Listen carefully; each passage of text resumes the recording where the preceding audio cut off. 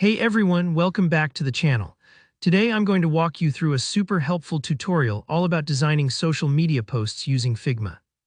Whether you're a social media manager, small business owner, freelancer, or just want to make eye-catching posts for your personal profiles, by the end of this video, you'll know exactly how to create professional-looking social media graphics quickly and easily, even if you're totally new to Figma.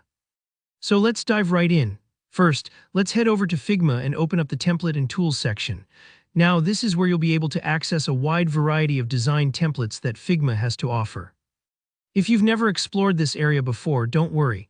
It's basically a treasure chest of pre-made templates that can save you loads of time and help you nail a polished look, even if you don't have a background in design. All you have to do here is use the search feature and type in social media post. Give it a second to load up all the options. You'll see a bunch of different templates come up, everything from Instagram squares to Facebook covers and stories.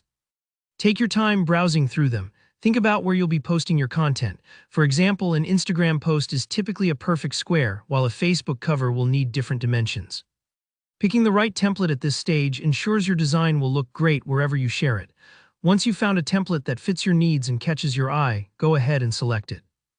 Just click to open the template in Figma's main workspace. Now here comes the fun part, customizing it to really make it your own. This is your chance to swap out the sample text and images for your own branding, colors, or messaging. Don't be afraid to experiment here.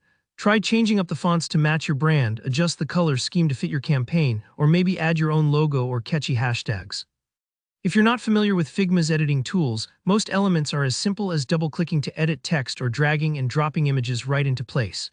Remember, this part might take a few moments as you play around, and that's totally okay. The more you personalize it, the more unique and engaging your post will be.